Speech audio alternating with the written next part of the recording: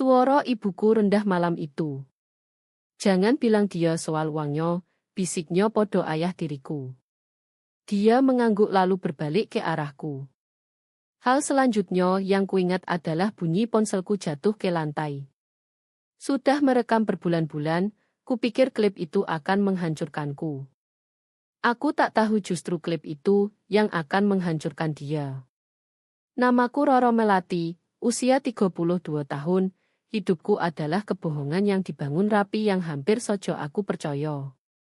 Aku tinggal di rumah 2 lantai yang sama sejak kecil, rumah yang selalu wangi pembersih jeruk milik ibuku dan dendam diam-diam Dedi. Dedi adalah ayah tiriku, pria yang memakai gelar orang baik seperti jas pesanan. Bagi tetangga, dia pahlawan kampung, orang yang memotong rumput Bu Siti tanpa diminta, kontraktor yang selalu melambai ramah ke tukang pos. Dia master sandiwara kota kecil, dan lama sekali aku jadi aktris pendukung yang tak rela. Rumah itu berada di jalan tenang berpohon di pinggiran Bandung, tempat yang seharusnya tak pernah terjadi hal buruk. Dari luar kami keluarga campur yang sempurna. Tapi di dalam udara penuh aturan tak terucap dan rasa logam ketakutan. Ketakutan itu diam, lahir bukan dari teriakan, tapi dari keheningan berat setelah pintu dibanting. Coro meletakkan gelas pelan-pelan supaya tak berbunyi, dan kedipan tak terkendali saat tangan terangkat terlalu cepat. Malam itu seperti biasa. Suara siaran pertandingan sepak bola bergema dari ruang tamu tempat Didi duduk di kursi kesayangannya. Ibuku Lino di dapur, derak panci dan wajan jadi musik latar malam kami. Aku di lantai atas, berusaha membongkar laporan pajak klien. Tiba-tiba irama itu rusak. Derak berhenti. Gumam suara mereka semakin keras dan tajam. Bukan teriakan, tapi bisikan tegang konspirasi. Rasa ingin tahu menarikku turun. Aku merayap ke tangga, kakiku diam di karpet usang. Dari sono aku bisa lihat langsung ke dapur, yang diterangi lampu neon keras. Ibuku membelakangi, bahunya membungkuk. Dedi menghadapnya, tubuh besarnya menghalangi kulkas. Suaranya geraman rendah, suara ibuku desis tegang. Aku tak mendengar jelas sampai melangkah satu lagi. Kayu tangga berderit. Mereka membeku. Dalam keheningan singkat sebelum mereka sadar aku odo, aku dengar ibuku jelas, jangan bilang dia soal uang. Koto itu menggantung berat. Uang opo? Selama ini ibuku selalu bilang kami susah. Tak odo yang tersisa, Roro. Semua habis buat bayar utang ayah kandungmu. Dedi mengangguk, menepuk tangannya, kita tim. Kita jogo yang punya kita. Cerita mereka benteng kokoh, dan aku baru dengar satu batu lepas. Aku turun sisa tangga tanpa sembunyi lagi. Wong opo, tanyaku. Suaraku mantap tapi jantungku berdegup kencang. Mereka berbalik serentak, wajah penuh rasa bersalah. Mata ibuku melebar, mulutnya membentuk huruf O. Ekspresi Dedi berubah instan. Topeng pria baik hilang, diganti sesuatu keras dan jelek. Rahangnya mengeras. Bukan urusanmu, geramnya. Racun suaranya terasa fisik. Itu urusanku kalau kalian bicara tentang aku, balasku. Aku maju sambil pegang ponsel, jari masih di layar. Dia ulangi, bukan urusanmu sialan. Kamu tinggal di rumahku, makan makanan dari aku, jangan berani bertanya. Lino berkata lemah, Dedi tapi tak ada kekuatan. Aku pandang ibuku. Bu, apa maksudnya? Dia tak mau tatap mataku, hanya menggosok tangan di apron, diamnya seperti persetujuan. Saat itu aku sadar dia bukan korban. Dia kaki tangan. Kemarahan dingin menusuk ketakutanku. Kalian bohong padaku. Dedi bergerak cepat. Bukan tinju, tapi dorongan kasar di dada. Punggungku membentur bingkai pintu. Napasku hilang. Kepalaku membentur kayu dengan bunyi retak mengerikan. Ponselku terbang, meluncur di lantai linoleum. Aku lihat layarnya masih menyolo di bawah meja. Dia tak sadar aku sudah tekan rekam. Aku ambruk, megap-megap. Wajahku berdenyut. Ibuku berdiri membeku seperti patung, tak bergerak, tak bicara, tak pandang aku. Hanya tatap dinding. Sakitnya lebih dalam dari pukulan. Aku bangun gemetar. Dedi berdiri di atasku, dodo naik turun, wajah puas. Keluar, desisnya. Keluar dari rumahku. Aku rebut ponsel, ambil kunci, lari ke malam Bandung yang dingin. Tak pakai jaket. Udara menggigit tapi membersihkan pikiran. Aku masuk mobil, mengemudi tanpa tujuan. Air mata mengalir, benjolan besar di pipi. Aku menginap di losmen murah 1 jam jauhnya, karpet kotor bau rokok basi. Tak tidur semalaman. Hanya putar ulang adegan. Wajah kosong ibuku terbakar di ingatan. Pagi harinya kampanye fitnah dimulai. Bibi Sinta telepon duluan, suara penuh simpati palsu. Roro, ibumu khawatir. Katanya kamu kena episode lagi. Episode, koto mereka untuk setiap kali aku melawan. Aku baik-baik sojo Bi. Lino bilang kamu teriak, lempar barang, lari tanpa alasan. Mungkin kamu perlu ke psikolog lagi, soalnya sudah berhenti minum obat. Aku tak pernah minum obat. Itu kebohongan lomo. Potongan mulai pas. Mereka tak hanya tutupi pemukulan, tapi hapus kredibilitasku. Aku dilukis sebagai anak gila.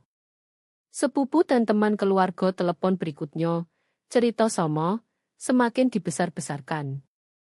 Aku delusional, paranoid, breakdown total. Setiap panggilan hancurkan sepotong hidupku. Setelah panggilan ketiga aku stop jawab. Hapus semua nomor mereka satu persatu. Dunia digital jadi kuburan. Kosong mencekam. Tapi aku tak berdoyo. Masih odo ponsel. Tangan gemetar buka memo suara. Odo file itu, tepat waktu malam kehancuran. Aku putar. Suara argumen teredam, suaraku bertanya wong opo, geram Dedi bukan urusanmu, bunyi dorongan, napasku tersedak, ponsel jatuh. Lalu bisik ibuku, kamu kelewatan Dedi. Sekarang dia tak akan lepas. Aku simpan, Badkup Cloud, kirim ke email baru. File kecil itu bukti aku tak gila. Tekad dingin seperti bojo muncul. Mereka dorong aku keluar, fitnah, serang, semua lindungi rahasia wangku. Mereka pikir aku hancur. Salah. Mereka mulai perang. Aku bersumpah di losmen kosong, aku akan gali setiap rupiah, ambil kembali semuanya, mulai dari kebenaran. Dalam minggu-minggu setelah kabur, aku temukan hantu modern, orang yang dihapus bukan dari hidup, tapi dari cerita.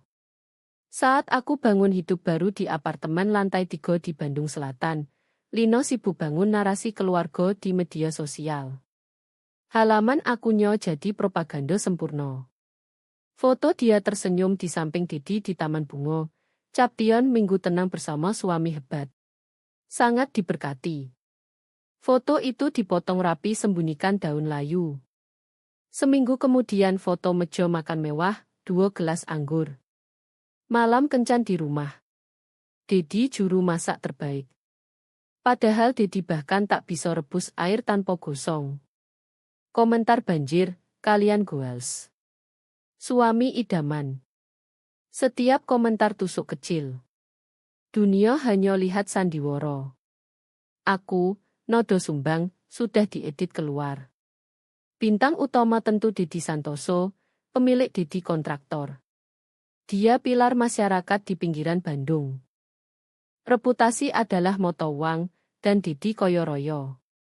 Dia bangun peran dari integritas pura-pura dan pesona pekerja keras. Dia datang Sabtu pagi perbaiki atap jando, tolak bayaran, terima hanya sepotong kue. Dia sponsor tim sepak bola anak lokal, Nomo perusahaannya di kaos anak-anak 10 tahun. Cerita favoritnya, saat nikah Lino, aku bukan cuma dapat istri, tapi juga anak perempuan. Aku besarkan dia seperti darah daging sendiri sejak remaja. Aku dulu percaya sandiwara itu bertahun-tahun. Kuanggap kontrolnya sebagai perhatian, posesifnya sebagai kasih ayah. Anak, bahkan dewasa, ingin cerita keluarga stabil. Lebih mudah terima cerita rusak daripada akui hidup dalam kebohongan.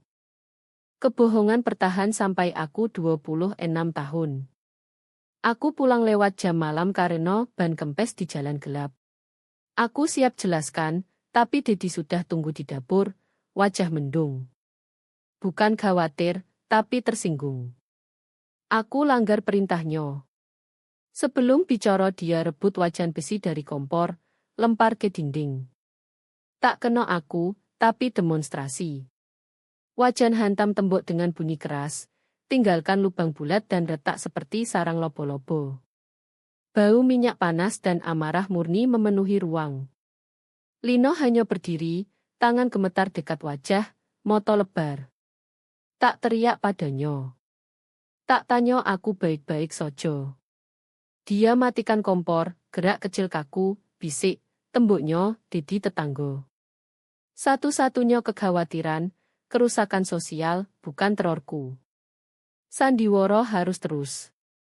Esoknya Dedi tambal cat sendiri, bersiul. Kami tak pernah bahas lagi. Lubang hilang, tapi tetap diingatanku, lubang permanen di pondasi keluarga. Diam Lino adalah bahasa utamanya. Bertahun-tahun aku coba terjemahkan. Awalnya kupikir ketakutan. Dedi pria besar, amarahnya rendah tapi selalu odo. Ketidaksetujuan jadi kehadiran fisik. Kupikir dia terjebak. Tapi semakin tua aku lihat sesuatu lain di balik ketakutan, ketergantungan. Dedi beri hidup nyaman, rumah bagus, klub taman, citra terhormat. Dia lindungi dari susah finansial saat janda. Sebagai ganti, Lino beri kontrol dan korbankan aku. Diamnya bukan perisai, tapi transaksi. Setiap aku ancam transaksi itu, dia panik. Di akhir 20-an, setelah Dedi marah soal asuransi mobilku, aku packing tas mau pergi selamanya. Lino masuk kamar, wajah pucat, mata memohon. Roro, jangan pergi. Jangan bikin berantakan. Aku dulu pikir maksudnya drama keluarga. Sekarang aku tahu maksudnya literal. Berantakan adalah apapun yang buko tirai. Kepergianku akan picu pertanyaan tetangga, keluarga. Gambar keluarga bahagia retak, rahasia bocor. Jadi aku tetap. Untuk dia, kupikir lindungi dia. Padahal aku bantu dia dan Dedi jogo tembok tetap cat baru. Saat dia bisik di dapur jangan bilang dia soal uang. Dia bukan cuma pilih diam, dia gerak strategi. Tahun complicit diam akhirnya jadi pengkhianatan tajam. Dia pilih tim. Aku tak masuk. Hidup baru dimulai di apartemen lantai 3 cat mengelupas, pemandangan tembok botol. Kebebasan pusing dan menakutkan. Setelah 10 tahun akuntan korporat, tabunganku cukup bertahan sementara. Aku dapat kontrak di pabrik kecil, pekerjaan anonim. Tak odo yang tahu sejarahku. Tak odo yang kenal Didi Santoso pahlawan kota.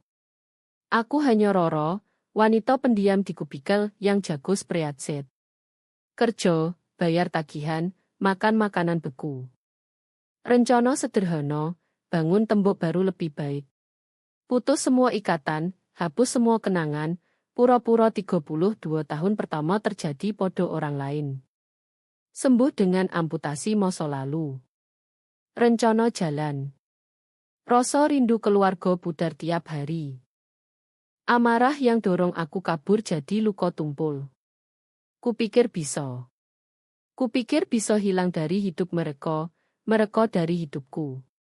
Lalu 2 bulan kemudian, surat resmi datang. Bukan dari mereka. Dari agen properti lokal. Tangan gemetar robek amplop. Pemberitahuan formal, rumah di Jalan Elm nomor 12 akan dijual. Rumah lamaku. Aku hampir buang saat moto tertangkap baris, sesuai akta tanah tanggal 12 Mei 2011, pemberitahuan wajib untuk semua pemilik terdaftar, Lino Santoso, Dedi Santoso, dan Roro Melati. Aku bocor berulang. Roro Melati. Udara keluar dari paru-paru. Aku ambruk di kursi dapur reyot. Ingat kabur tanda tangan saat 21 tahun. Lino bilang formalitas refinancek per. Hanya formalitas, Roro. Biar mudah nanti. Aku naif, percaya ibu, tanda tangan tanpa bocor. Mereka jual rumah, satu-satunya aset yang ikat aku secara hukum, dan butuh tanda tanganku. Bisik itu tak lagi misteri. Jangan bilang dia soal uang. Uang itu rumah. Nomo aku di akta. Bagianku dari satu-satunya barang berharga mereka. Rencana hilang lenyap. Tekad dingin dari losmen murah kembali banjir. Mereka tak cuma dorong aku keluar. Mereka coba rampok di jalan. Mereka pikir aku hantu. Hantu dengan klaim hukum adalah hantu paling berbahaya. Akuntan pendiam di kubikel selesai hitung buku orang lain. Saatnya audit milikku sendiri. Surat itu deklarasi perang. Rencana hidup anonim mewah yang tak lagi mampu aku bayar. Balas dendam bukan ledakan panas impulsif. Balas dendam audit dingin teliti. Dan sebagai akuntan, aku tahu mulai dari mono. Setiap kebohongan, setiap transaksi tinggalkan jejak. Tinggal bocor buku besarnya. Langkah pertama kantor notaris kumuh di Kota Lomo, antara laundry dan toko buku sekarat. Kantor sama tempat aku tanda tangan 11 tahun lalu. Aku latihan cerita, mau info dasar pajak transfer properti. Pembohongan membosankan terbaik. Wanita di meja, Bu Brenda, sudah 30 tahun di sono. Rambut keriting abu-abu, lihat dunia lewat kacamata bifokal. Dia ingat ibuku, Oh Lino Santoso, wanita baik, bangga sekali dengan bunganya. Dia ketik komputer tua. Jantungku berdegup. Akta transfer 12 Mei 2011. Lino, Didi, dan Roro Melati, join tenan dengan hak survival. Standar. Dia cetak salinan. Tangan lembab. Itu bukti yang aku cari. Tapi Bu Brenda terus bicara, kebaikan kota kecil yang ubah segalanya. Lucu yo, ibumu datang lagi beberapa tahun kemudian. Urusan lain. Dia kelihatan stres. Transfer besar. Harus notaris untuk ban. Angkonya tak biasa di kota ini. Suaranya turun. Dia pindah 3 miliar dari dana pensiun ke rekening investasi join dengan Pak Dedi. Udara hilang. 3 miliar. Ledakan di pikiranku, hancurkan fiksi perjuangan kami. Tak ada yang tersisa, semuanya bayar utang. Semua bohong. Aku pucat. Bu Brenda khawatir, kamu baik-baik saja. Aku baik. Hanya kaget. Bukan tabungan, itu rollover asuransi jiwa suami pertama. Ayah kandungmu. Aku keluar ke sinar matahari terang, merasa kosong. Duka cita ayahku yang sudah kucoba lupakan kembali mengamuk, berubah jadi amarah mengerikan. Uang yang ayah tinggalkan untuk kami, untuk aku, disembunyikan sumur hidup dewasa. Harta karun ibuku jogo, lalu serahkan ke pria pengganti ayah. Langkah berikutnya ban. Lebih sulit. Tak bisa masuk tanya rekening mereka. Butuh sandiwara baru. Aku pakai blazer hitam konservatif, rambut diikat ketat. Masuk cabang Bank Mandiri Pusat dengan map kertas kosong dan ekspresi serius. Bilang ke manajer cabang, Pak Peterson, aku eksekutif pelatihan estate keluarga, calon ahli waris, verifikasi akun jangka panjang. Dia lihat wanita serius pakai istilah keuangan, anggap sah. Dia ketik nomor mereka. Odo rekening investasi Santoso, dibuka Agustus 2014. Lalu baris yang bikin darahku dingin, pemegang rekening, Didi Santoso Sojo. Maaf, kupikir join dengan Lino. Pak Peterson ketik lagi. Awalnya join, tapi Lino dicabut 18 bulan lalu. Permintaan ditandatangani dan dinotaris kedua pihak. Pak Didi sekarang pemilik tunggal. Dia ambil semuanya secara sistematis, legal. Dia hisap warisan ayahku dari ibuku, amankan untuk diri sendiri, dan ibuku izinkan. Dia tanda tangan dokumen. Serahkan uang, rumah, anak perempuan, minta balik hanya kelanjutan kebohongan. Malam itu di apartemen steril, aku buka file audio lagi. Kali ini bukan dengar kekerasan. Dengar subteks. Pakai headphone, tutup moto, saring teriakan. Dengar ruang di antaranya, denting gelas, dengung kulkas. Lalu suara Didi setelah bisik ibuku, kamu kelewatan, Didi. Suara rendah triumf, bukan ke aku. Dia tak akan tahu, Lino. Sekarang uang kita. Dia tak akan tahu opo-opo. Potongan hilang. Pengakuan. Kaitkan rahasia uang langsung ke pemukulan. Kekerasan bukan hilang kendali. Penegakan. Aku punya teman kuliah, Andi, sekarang pengacara korporat. Kirim file audio dengan email klinis jelaskan situasi, akta, rekening tersembunyi, transfer kepemilikan. Tak sebut dorongan. Fakta dan angka sojo. Dia telepon 1 jam kemudian. Roro, ini buruk. Rekaman bom. Kalimat terakhir, uang kita sekarang itu niat. Ditambah bukti ban transfer aset dari ibumu setelah namamu di akta. Kasus kuat untuk penggelapan dan pengaruh tidak wajar. Litigator bagus bisa bilang dia paksa ibumu tanda tangan. Kalau dapat bukti pola kontrol, bisa gugat. Bisa ambil uang balik. Aku berdiri di jendela, lihat tembok botol. Uang. Yo aku mau uang. Milikku hak darah. Potongan terakhir ayahku. Tapi saat bayang cek di tangan, angko di rekening, aku tak rasa opo-opo. Karena moto uang asli Didi bukan uang. Reputasinya. Kekuasaan dari kepercayaan kolektif podo sandiwara pria baik, ayah tiri penyayang. Uang hanya alat. Hadiah sebenarnya nomo baiknya. Ambil uang hanya kemenangan pribadi. Reputasi publik tetap. Koto masih lihat dia kontraktor dermawan sponsor tim bola anak. Teman ibuku tetap puji suami hebat. Dia miskin yo, tapi tetap Didi Santoso pilar masyarakat. Dan aku tetap Roro Melati anak tidak stabil, yang kena episode lalu kabur. Bukan keadilan. Hanya transaksi. Aku ucap terima kasih ke Andi, tutup telepon. Lihat pantulan di kocok gelap. Wajahku tirus, moto punya cahaya keras baru. Jejak kertas bawa ke kejahatan. Saatnya rencana hukuman. Aku tak mau cuma ambil uang. Aku mau bakar dunia palsunya sampai tanah.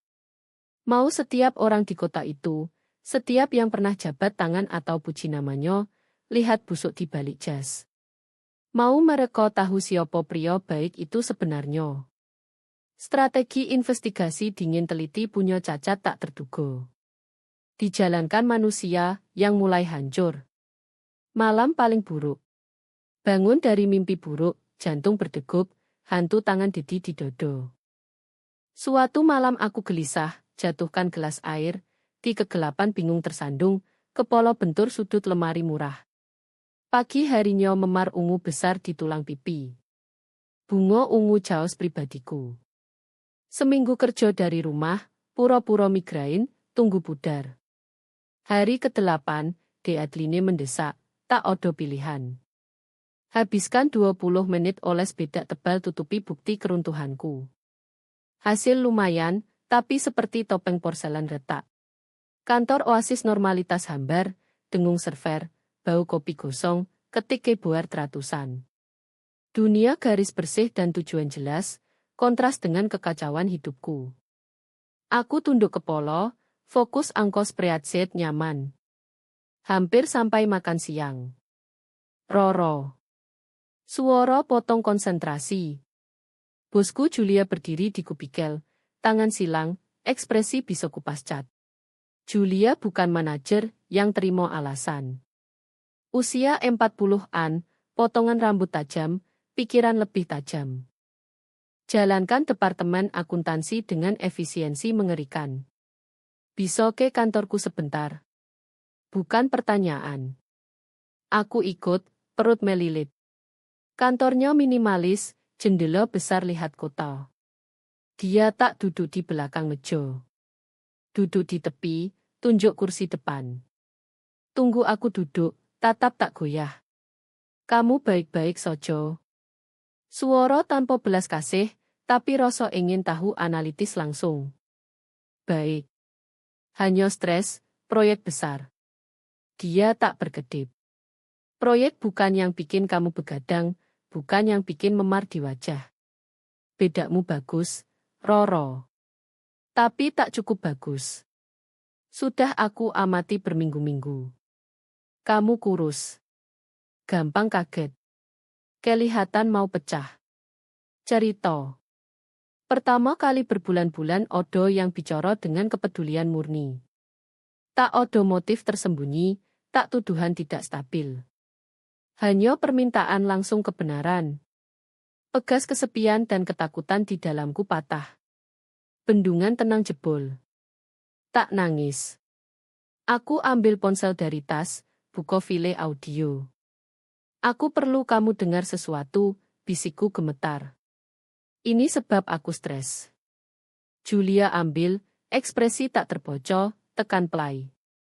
Aku lihat wajahnya. Moto menyipit saat bisik ibuku. Rahang mengeras saat geram Dedi. Kilatan pengenalan saat bunyi dorongan dan ponsel jatuh. Saat rekaman selesai dengan bisik triumf Dedi, dia diam 1 menit penuh. Lalu pandang aku. Topeng profesional hilang. Diganti sesuatu lebih keras, lebih dingin, lebih fokus. Pekerjaan pertamaku setelah lulus hukum bukan keuangan korporat. Aku fellowship advokat kekerasan rumah tangga di shelter Boston. 2 tahun dengar cerita mulai persis seperti ini. Kontrol, gaslighting, kekerasan mendadak atas hal bukan masalah sebenarnya. Masalah sebenarnya selalu 2, kekuasaan atau uang. Aku pandang dia, terpaku. Julia bosku tajam angko, pernah hidup di duniamu. Dia paham bahasanya. Dia punya uang ayahku. Hampir 3 miliar. Dia dan ibuku sembunyikan bertahun-tahun. Lalu ibuku tanda tangan serahkan semua ke dia. Rumah juga atas namaku. Itu yang diperebutkan. Mereka mau jual. Aku kira dia sarankan pengacara, gugatan, perintah lindung. Tapi dia tersenyum tipis dingin tak sampai moto. Gugatan perdata berantakan lambat. Biarkan dia kendalikan narasi, lukis kamu anak tiri serakah pendendam. Kita tak main game dia. Kita main game lain. Dia maju. Kamu bilang dia kontraktor, punya perusahaan sendiri kan? Aku angguk. Sempurna. Pria seperti dia, yang bangun identitas dari fasad sukses dan integritas, hampir selalu potong sudut di tempat lain. Mereka merasa berhak. Aturan tak berlaku buat mereka. Kalau dia berani gelapkan kamu, aku jamin dia sudah gelapkan pemerintah bertahun-tahun. Dia bangun, mondar-mandir. Ini bukan perselisihan keluarga lagi. Ini kejahatan finansial. Kalau transfer aset dari ibumu lewat tipu atau paksa dengan niat sembunyikan, kita bisa jadi masalah debt. Kita picu audit forensik dia dan perusahaannya. Dinas Keuangan daerah juga tertarik transfer, mencurigakan besar.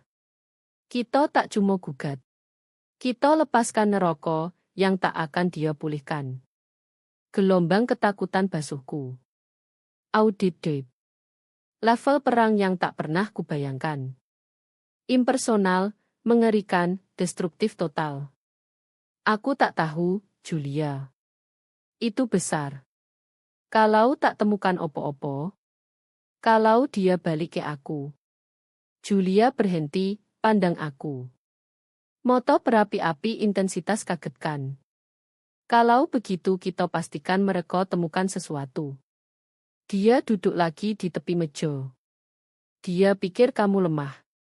Dia dan ibumu bertahun-tahun yakinkan kamu dan semua orang kamu tidak stabil. Kita pakai itu. Biarkan dia pikir kamu hancur. Biarkan dia pikir kamu merangkak balik kalah. Egonya tak bisa tolak. Dia mau lihat kamu rendah. Tujuannya sederhana berani, dapat bukti lebih. Provokasi dia bicara. Bikin dia sombong, ancam, akui opo sojo. Wang, kontrol, penjualan rumah. Tak bisa tinggalkan ponsel rekam lagi. Terlalu berisiko. Butuh yang lebih baik. Dia putar monitor. Layar tampil halaman produk charger USB kecil polos. Kelihatan charger biasa, tapi punya lensa kecil dan mikrofon rekam video audio berjam-jam. Kamu ke kamar mandi atau tawarkan bantu dapur. Colok di stop kontak dekat meja makan. Yang dekat pintu dapur tempat dia dorong kamu sempurna. Kelihatan normal. Dia lengah. Dia sombong percaya diri, kamu biarkan dia bicara. Pikiran masuk rumah itu lagi, duduk meja pura-pura anak hancur, buat kulit merinding. Tapi lihat mata Julia, cahaya pragmatis ganas, aku lihat jalan. Bukan jalan sembuh atau maaf. Jalan pembongkaran dingin terhitung. Dia bukan tawarkan dukungan. Tawarkan senjata lebih kuat dari file audio. Strategi. Aku tarik napas dalam. Baik. Aku lakukan. Malam itu aku pesan kamera. Datang 2 hari kemudian dalam kotak kardus polos. Pegang kubus plastik putih kecil, terasa berat tak mungkin. Kuda Troya, pembawa harapan keadilan lebih dari Jack.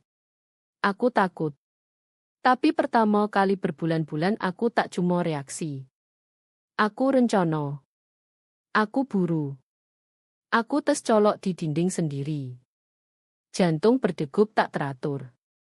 Aku tahu ini satu kesempatan tangkap kebenaran yang tak bisa dibantah siapapun. Aku tak tahu saat colok di dinding rumah masa kecil, klip yang direkam akan ungkap sesuatu jauh lebih gelap dan lebih final dari koto-koto sojo. Perjalanan 40 km kembali ke rumah masa kecil seperti lewat negara asing yang kuhafal luar dalam. Setiap landmark familiar, jembatan kayu tua, peternakan susu cat merah mengelupas, belokan ke jalan elm, terasa asing, ternoda pengetahuan opo yang rumah itu wakili sekarang. Aku kemudi jendela turun, angin dingin musim gugur Bandung dinginkan kulit, harap numbung kupu-kupu panik di dodo. Di saku, charger USB kecil seperti es batu. Peranku sederhana. Dilatih puluhan kali dengan Julia. Aku anak hilang kembali, ekor di antara kaki. Aku lemah, hancur, menyesal. Pertunjukan paling sulit seumur hidup. Aku parkir di jalan, bukan di halaman, simbol kecil pemisahan. Lomo aku pandang rumah. Somo persis. Ayunan teras buatan Dedi masih odo, mawar juara lino sekarang batang duri kering musim dingin. Fasade sempurna. Aku tarik napas gemetar, ratakan sweater abu-abu polos, jalan di batu. Ketuk terdengar keras di senja tenang. Dengarta diturunkan volume, langkah berat. Pintu terbuka. Dedi isi bingkai, seringai sombong triumf. Dia tambah gemuk, rahang lembut tapi moto tetap keras. Wah, katanya rendah merendahkan. Lihat siapa kembali dari hutan. Dia geser, gestur pura-pura murah hati. Di belakang, Lino muncul dari bayang lorong. Kelihatan lebih tua, wajah baru garis cemas. Pakai apron, perisai rumah tangga. Pegang lap piring, pelintir kain jadi simpul. Moto berkeliling, lantai, dinding, langit-langit, monopun kecuali wajahku. Hai, Bu, kataku, suara sengaja rapuh lelah. Roro, desahnya hampir bisik. Aku langkah melewati ambang, udara dalam langsung sesak, tebal sejarah tak terucap. Aku cuma mau bicara, kataku ke lantai, main peran. Tak mau bikin masalah lagi. Masalah itu keahlianmu, gerutu Dedi, tutup pintu keras. Tapi baiklah, kamu di sini. Lino masak semur. Kamu bisa makan malam. Bukan undangan. Perintah. Kepatuhanku kemenangan putarannya. Aku perlu ke kamar mandi dulu, kataku, jantung mulai balap. Di lorong bawah, seperti biasa, katanya sudah berbalik ke ruang tamu, abaikan aku. Di kamar mandi kecil bawah aku kunci pintu, sandar, napas tersengal. Tangan licin keringat saat keluarkan charger. Kelihatan biasa tak berbahaya. Kembali ke lorong. Stop kontak tepat di ingatan, rendah di dinding dekat pintu dapur, sebagian tertutup meja kecil. Pandangan sempurna ke meja makan dengan punggungku ke ruang tamu. Aku berlutut pura-pura ikat sepatu. Jari kikuk. Detik mengerikan tak bisa pasang colokan. Lalu klik plastik lembut. LED biru kecil kedip sekali lalu mati. Aktif. Aku berdiri, kaki seperti jeli, masuk dapur.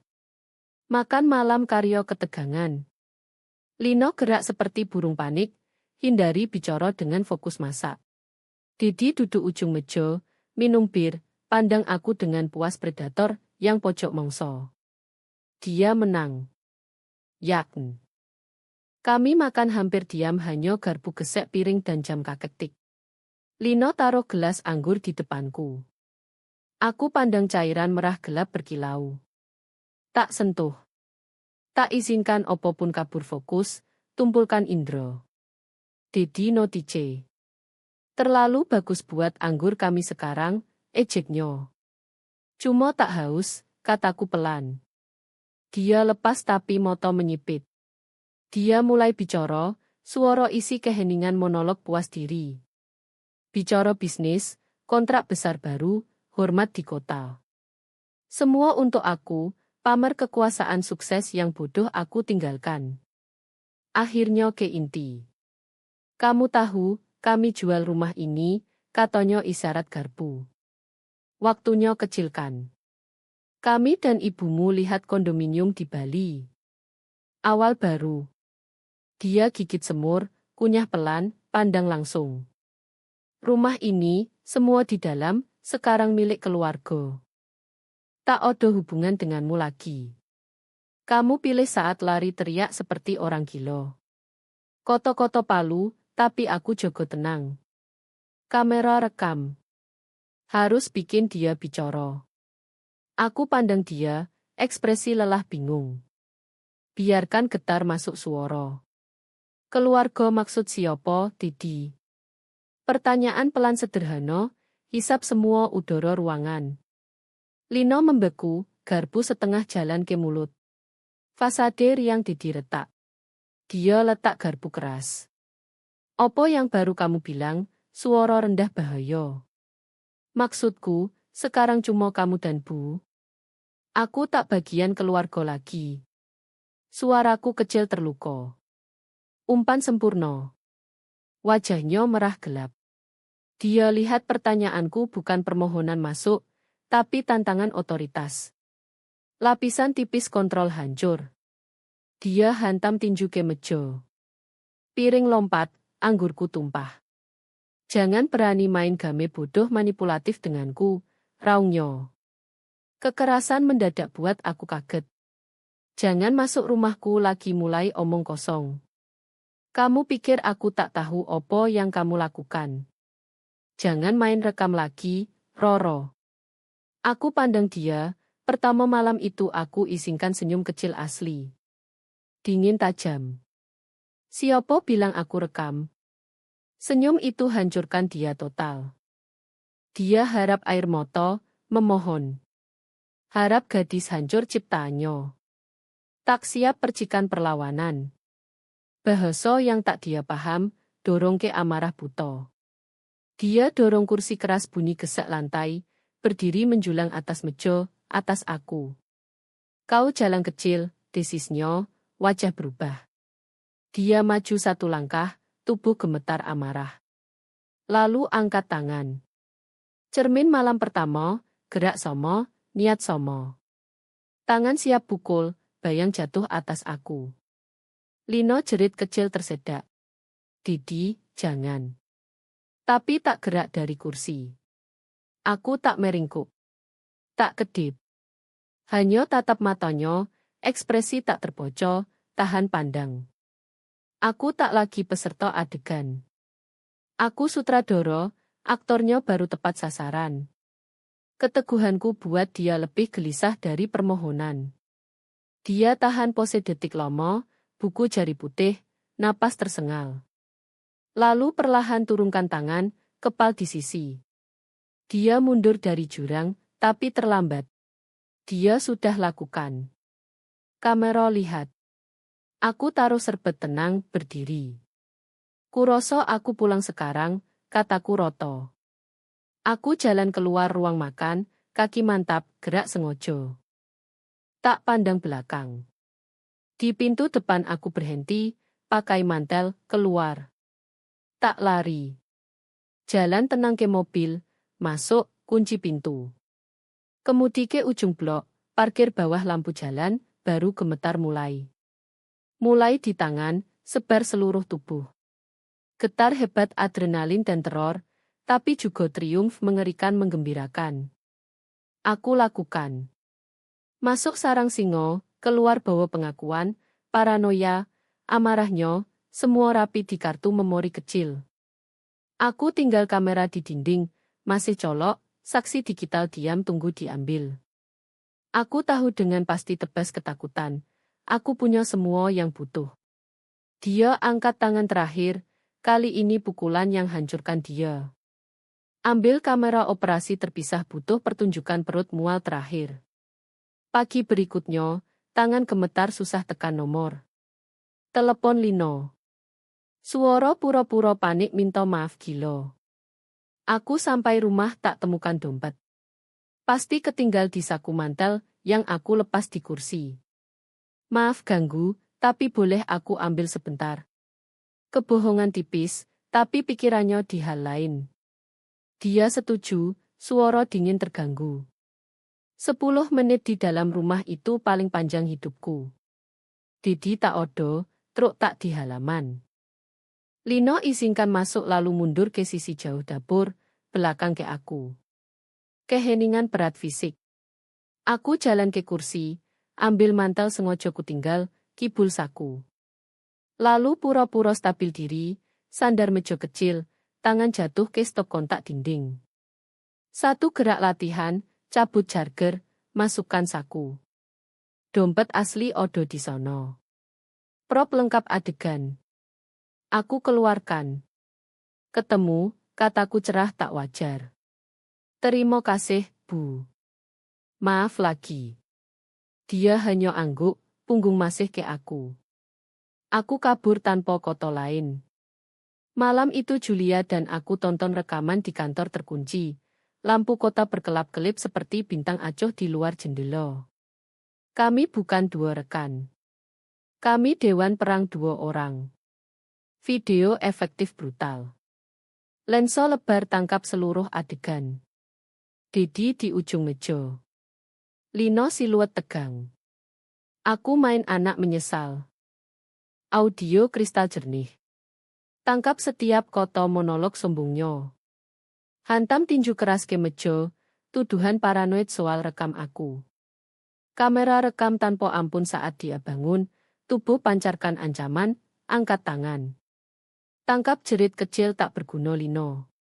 Tapi bagian yang bikin darah beku di pembuluh datang setelah aku jalan pergi. Punggungku ke ruangan, suara Dedi Parau amarah menggelegar dari speaker. Kamu pikir kamu sangat pintar yo, teriaknya ke punggungku. Tak masalah. Aku ambil uangnya. Aku ambil uang ayah suci kamu dan aku lakukan lagi. Sekarang milikku. Keluarga ini milikku. Julia pause video. Gambar beku punggungku di pintu dan wajah marah Dedi. Itu dia, bisiknya, suara penuh amarah klinis dingin. Bukan cuma pengaruh tidak wajar. Itu pengakuan penggelapan sengaja di video, didahului tindak penyerangan. Dia tak buang waktu. Yang berikut bukan nafsu, tapi eksekusi presisi metodis.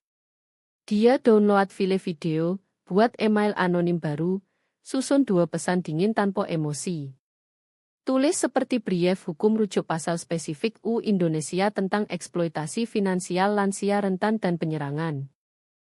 Lampirkan video. Bukti begitu menghancurkan tak butuh komentar. 1. Email ke Tipline Aman Dip Divisi Investigasi Kriminal. Kedua ke Unit Integritas Publik Polda Jawa Barat. Selesai, katanya tutup laptop. Mereka buka investigasi. Lambat dan diam pria seperti dia biasa kubur di tumpukan kertas. Tapi sekarang mereka punya dia. Kait sudah pasang. Aku pulang siap perang diam panjang Atrition. Kureguk minggu, mungkin bulan, investigasi diam teliti. Bayang agen jas diam wawancara teman Lino, panggil rekening ban, bangun kasus pelan di balik dinding resmi.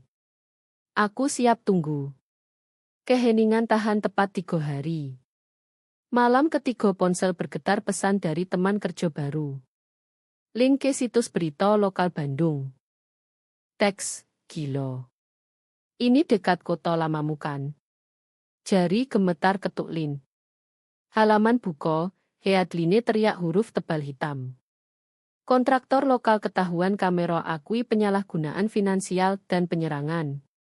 Di bawah, video aku tanam. Darah jadi es. Ini bukan investigasi diam, ini eksekusi publik.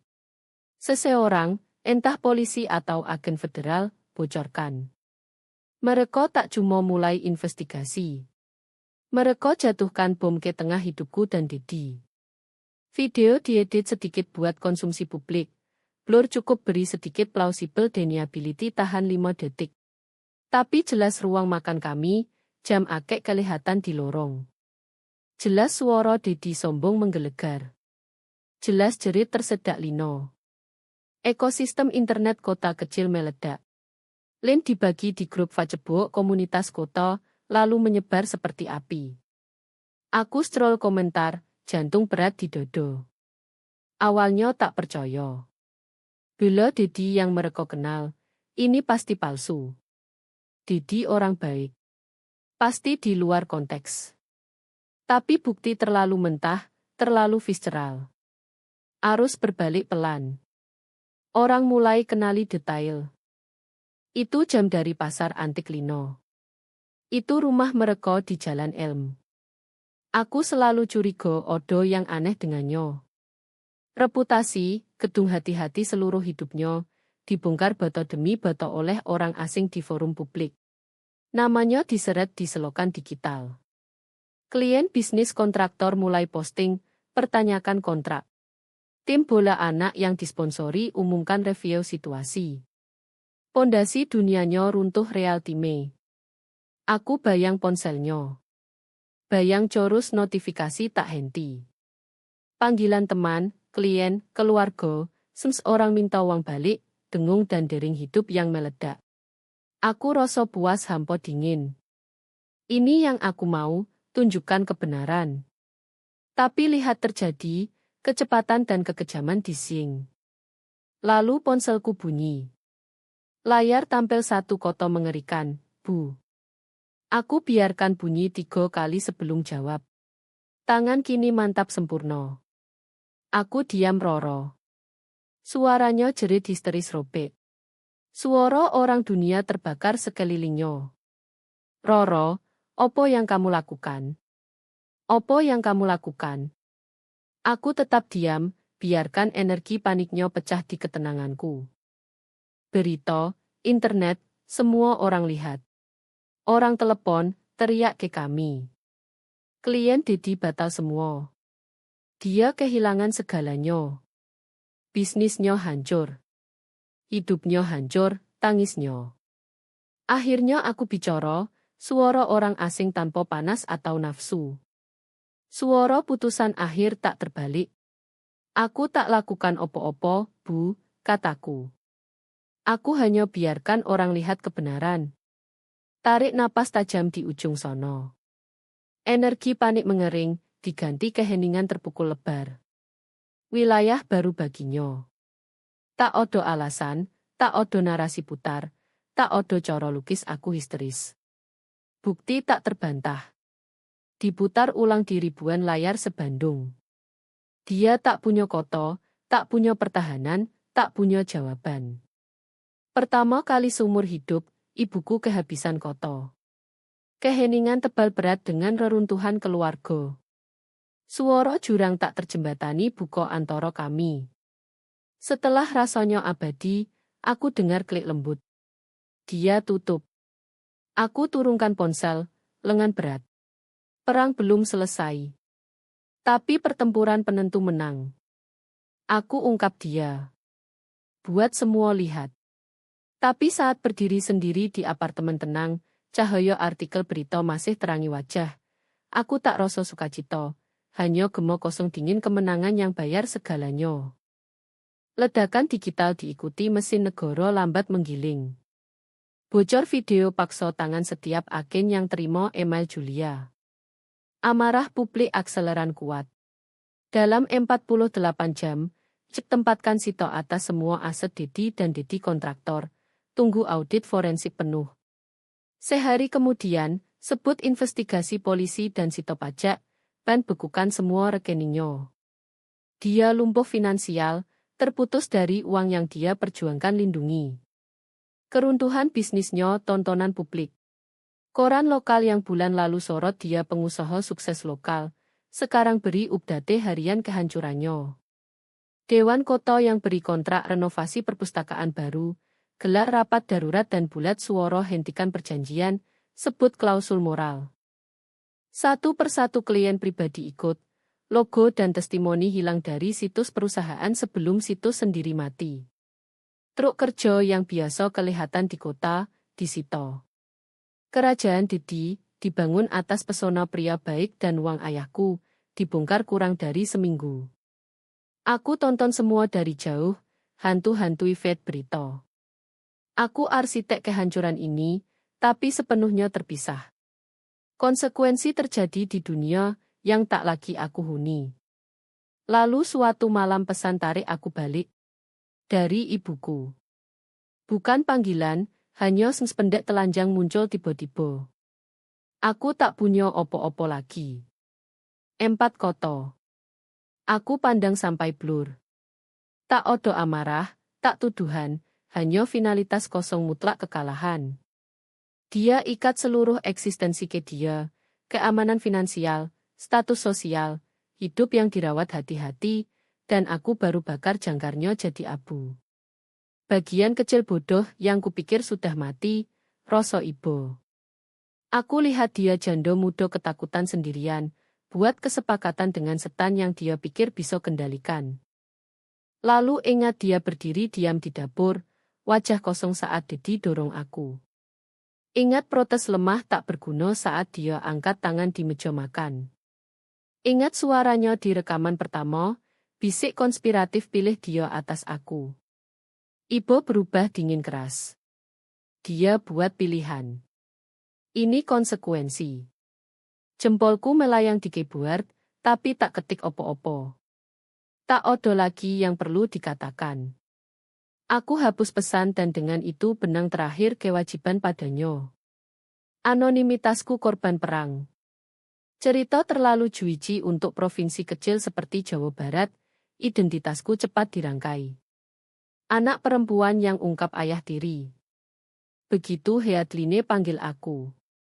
Namaku keluar.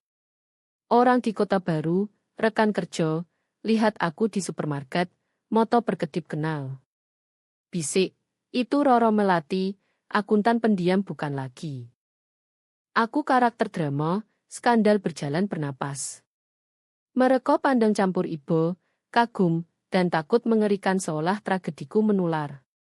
Di kerja suasana tebal simpati tak terucap.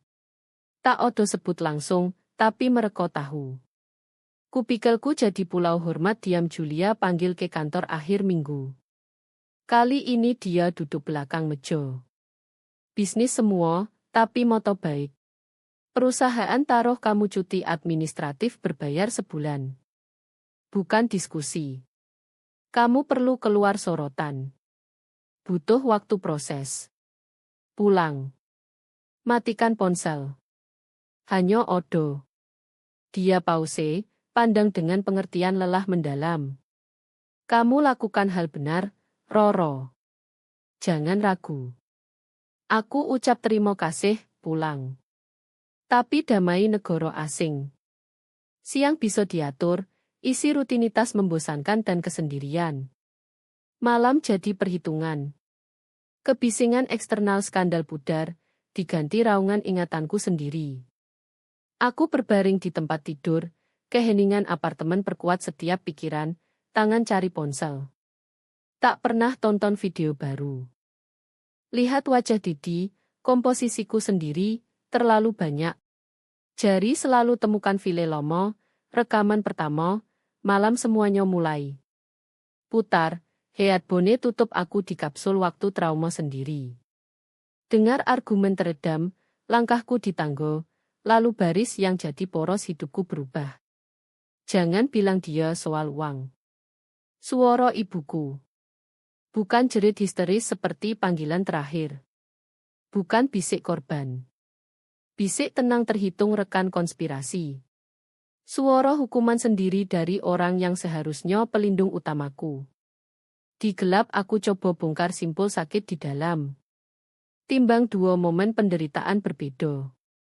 Pertama ingatan tangan didorong, retak kepala ke bingkai pintu, teror fisik kekerasan pria. Tajam, brutal, mengerikan, pelanggaran. Kedua suara bisik itu.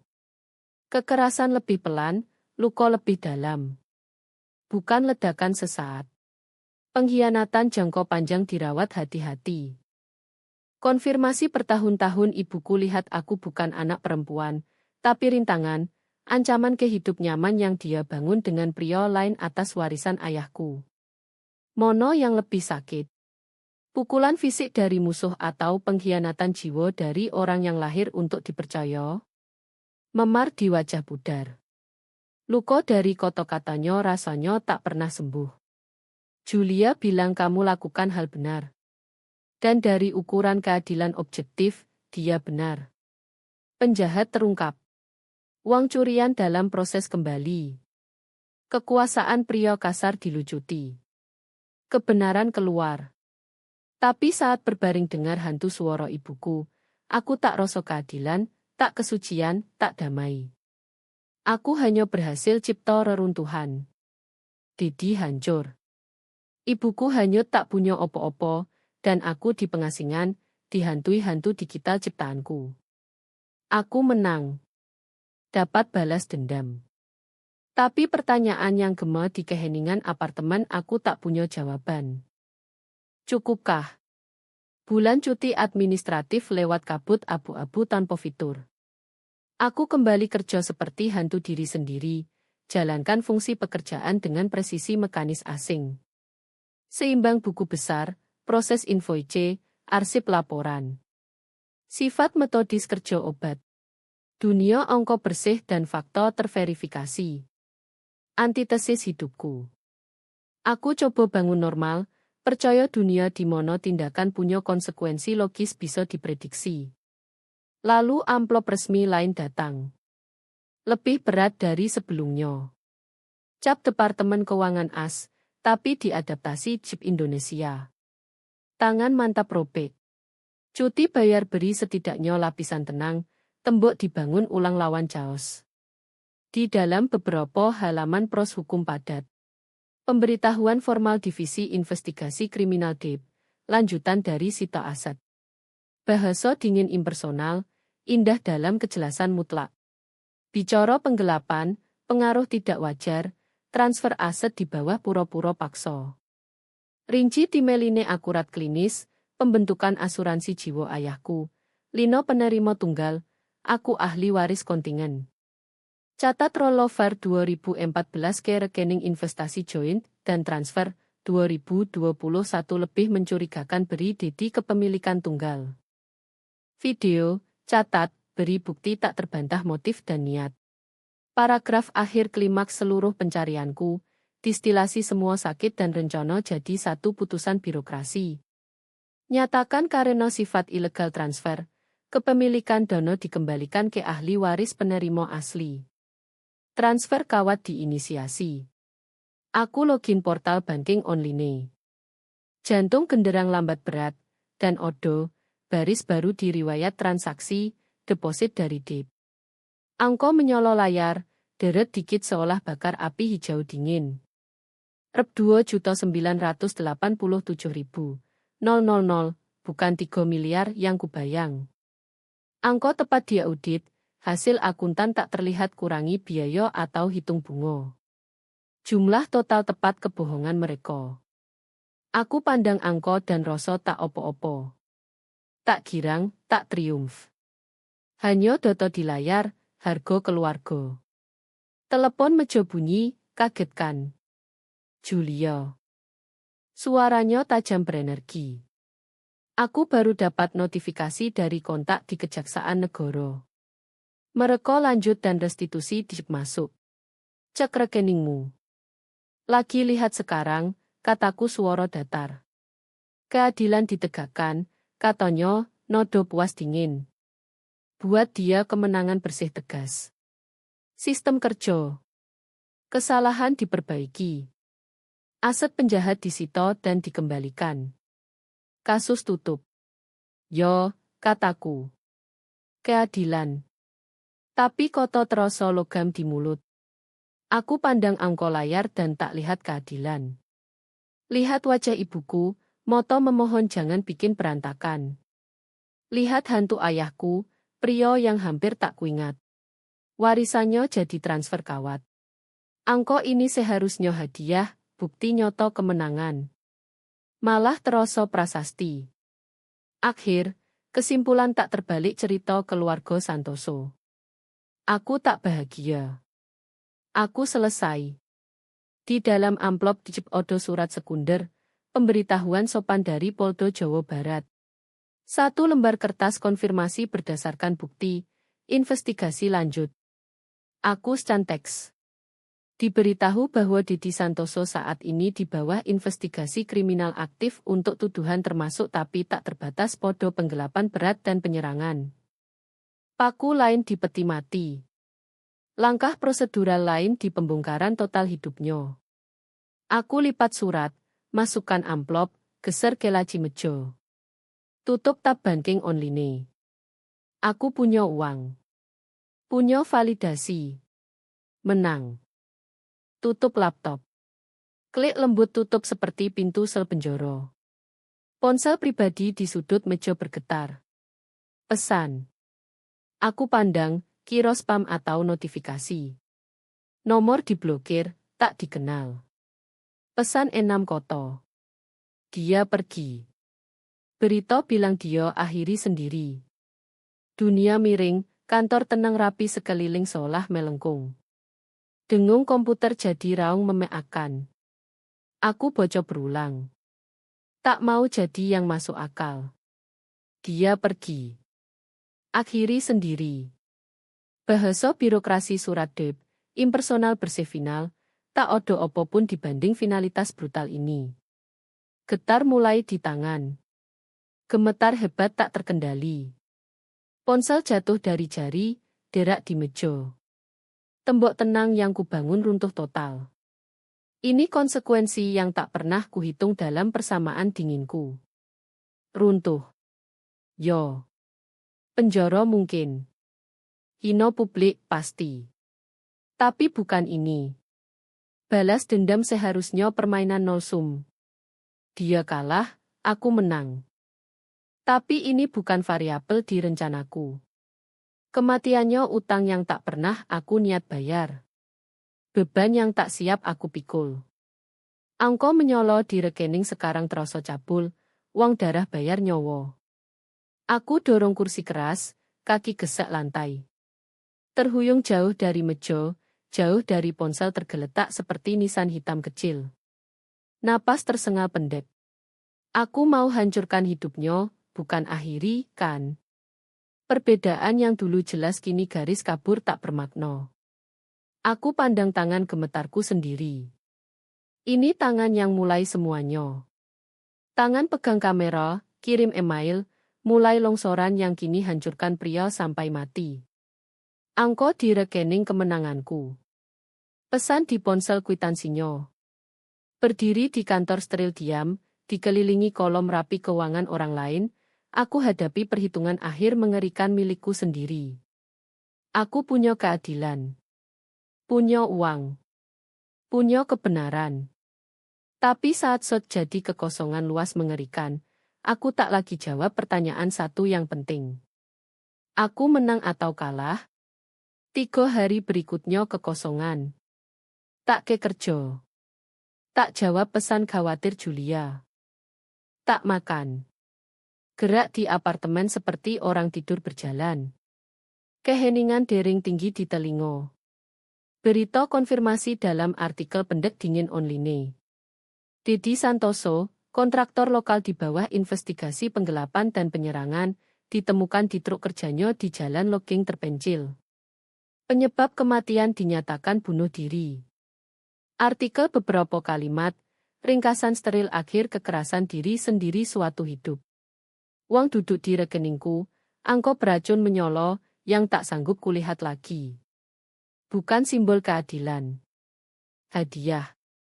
Aku keluar hancurkan pria, dan dalam akuntansi dingin teliti, gagal hitung harga akhir mengerikan, nyawanya. Aku mau jadi auditor kehancurannya, tapi jadi algojonyo. Perbedaan terasa akademis, permainan semantik yang tak lagi punya kekuatan main. Malam ketiga ponsel bunyi. Aku abaikan semua panggilan. Tapi kali ini lihat layar. Ibuku. Aku tahu panggilan tak terhindarkan. Tindakan bedah akhir perlu putus opo yang tersisa antara kami. Aku biarkan bunyi, gemo detak jantung panik sendiri. Di dering keempat aku jawab. Diam. Keheningan. Lalu suara yang hampir tak kukenal. Kering serak seperti daun mati gesek aspal. Ibuku. Suara dilucuti semua emosi kecuali duka mentah tak berdasar. Kamu puas sekarang? Pertanyaan bukan tuduhan. Putusan. Suara hakim hukum aku seumur hidup rasa bersalah. 4 koto bawa beban pria mati, hidup hancur, keluarga pecah. Aku tutup moto. Justifikasi yang kubangun hati-hati, amarah suci yang bakar aku, semua jadi abu di mulut. Opo yang bisa kukatakan? Bahwa ini bukan akhir yang aku mau. Bahwa aku hanya niat jenis kehancuran lebih beradab. Alasan terasa patetis, kekanak-kanakan. Aku pegang tiang satu yang masih berdiri di reruntuhan motifku. Aku cuma mau kebenaran, jawabku, koto lemah kosong, pertahanan anak kecil. Suara dari ujung sono, bunyi kering gemeretak mungkin tawa atau isak. Kebenaran, ulangnya, koto menetes ironi beracun. Kebenaran bunuh orang, Roro. Pernyataannya sederhana mutlak, curi napas dari paru-paruku.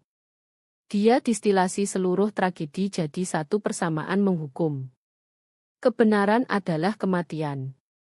Kebenaranku, salahku, amarah dingin, emosi pertama 3 hari, bangkit sambut tuduhannya. Tindakan putus oso pertahanan diri terakhir. Tidak, bisikku, suara gemetar keyakinan mendadak ganas. Dia bunuh diri sendiri. Kebohongan yang bunuh dia. Ketakutan segala yang dia lakukan akhirnya terbuka, yang bunuh dia. Aku tak tarik pelatuk. Aku cuma putar rekaman. Saat itu dia patah. Suara lewat telepon adalah suara yang kutunggu seumur hidup. Suara dia akhirnya benar-benar hancur. Bukan isak pura-pura yang kubesar. Tapi isak mentah menggeram. Suara jiwa robek dua. Suara wanita yang kehilangan segalanya, termasuk kebohongan yang pertahankan dia.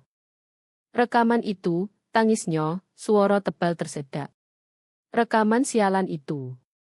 Kalau kamu tak pernah rekam, kalau kamu biarkan saja, semuanya masih damai. Kami bisa baik-baik saja. Dan di sono, inti delusi dia terbuka telanjang dalam satu kalimat tragis. Dia bukan meratapi dia. Bukan benar-benar. Dia ratapi hidup yang dia beri. Ratapi hilangnya fasade, ketenangan nyaman dari tipuan bersama. Damainya adalah keheningan setelah pintu dibanting, ketenangan dari tak pernah tanya pertanyaan yang tak mau dijawab. Dia tukar keselamatanku, warisanku, seluruh keberadaanku demi kelanjutan potongan toksik rapuh itu. Kejelasan mendalam pilu basuhku. Aku tak marah lagi. Hanya kosong. Kami bicara bahasa berbeda dari alam semesta berbeda. Damainya penjaraku. Tidak, Bu, kataku, suara lembut tanpa tuduhan. Hanya pernyataan fakta, koreksi akhir catatan sejarah keluarga kami. Itu hanya damai buat dia dan buatmu. Isak berhenti. Seperti aku tekan saklar. Saluran jadi benar-benar sunyi. Aku dengar desis elektronik samar koneksi terbuka. Suara seperti lautan kosong jauh. Dia tak argumen. Tak bela diri. Tak koto lagi. Tak odo lagi yang perlu dikatakan. Kami capai akhir cerita. Aku tunggu, dengar keheningan rentang, dengar kematian akhir tak terjembatani hubungan kami. Setelah 1 menit rasanya seumur hidup, aku dengar klik lembut dia tutup panggilan. Aku duduk di gelap. Ponsel masih di telinga.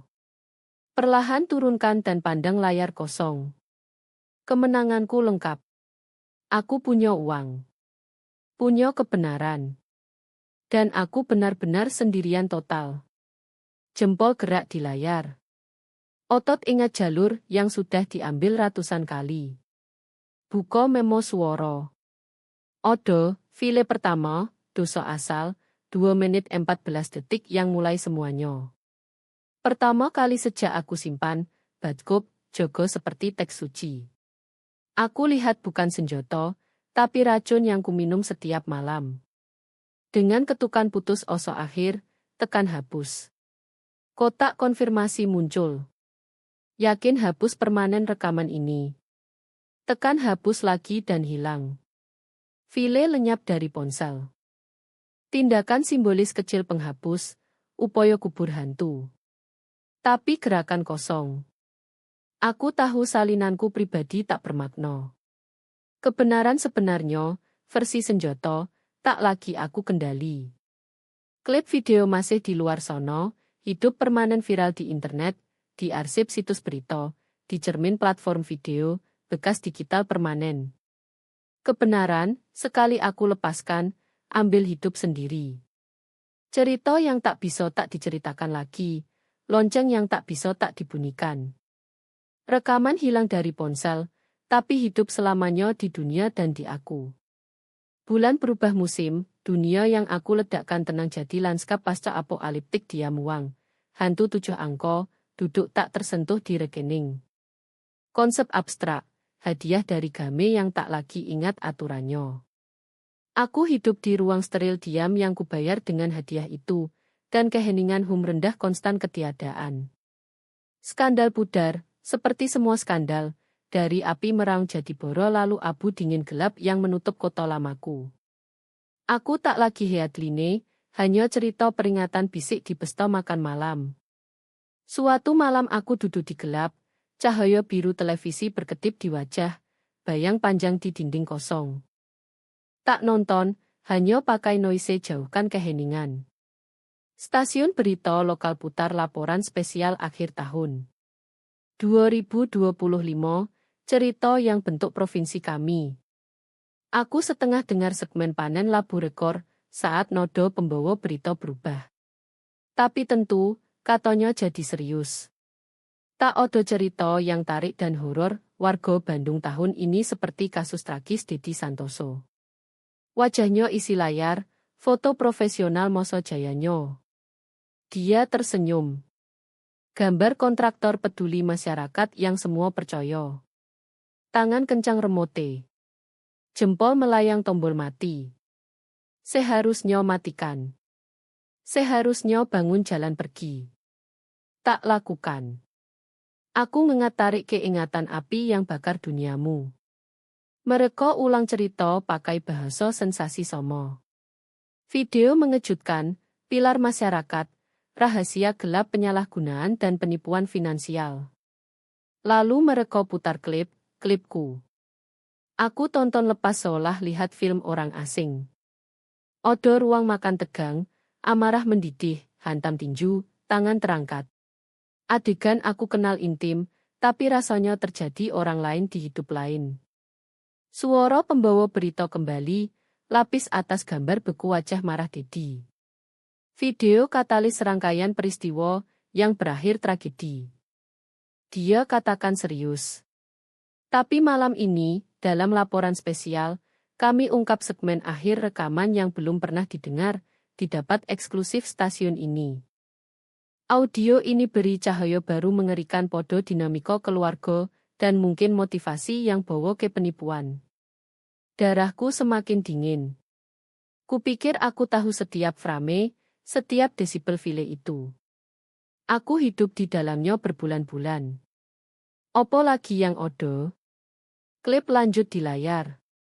Lanjut dari tempat ingatanku selalu berhenti, punggungku berbalik. Jalan keluar ruang makan.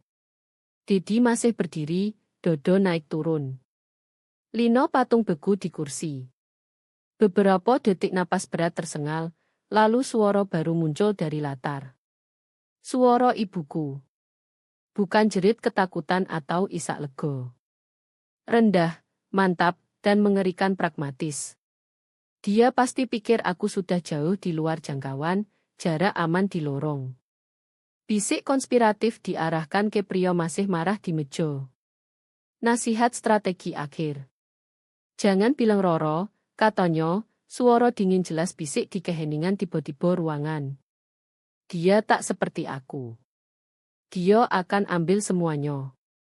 Dunia berhenti. Bukan pengakuan complicitnya sendiri, tapi penilaian terhitung karakterku. Bukan ekspresi ketakutannya podo Dedi. Ekspresi ketakutannya padaku. Dia lihat sesuatu di aku, sesuatu yang bahkan aku belum lihat di diri sendiri.